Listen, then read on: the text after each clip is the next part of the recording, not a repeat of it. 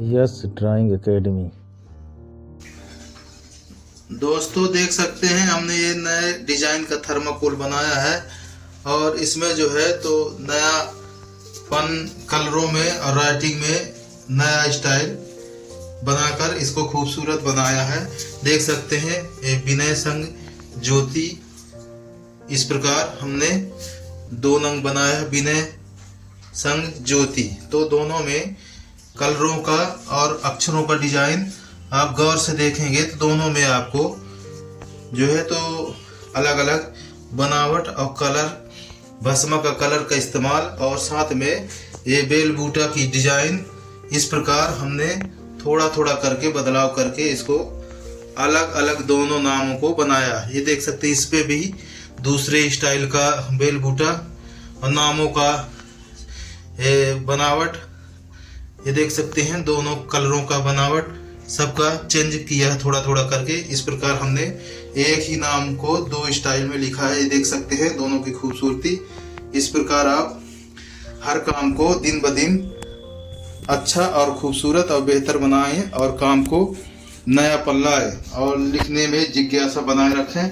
इस प्रकार आप देखेंगे कि काम में दिन ब दिन आपको निखार आता जाएगा। इस प्रकार हमने ये जो है तो नए स्टाइल का, नए कलर कॉम्बिनेशन, नई राइटिंग बनाया है। आप अपने हिसाब से इसको अभ्यास कर सकते हैं और वीडियो यदि पसंद आई हो तो आप इसे लाइक करें और चैनल को सब्सक्राइब करें और कमेंट करें।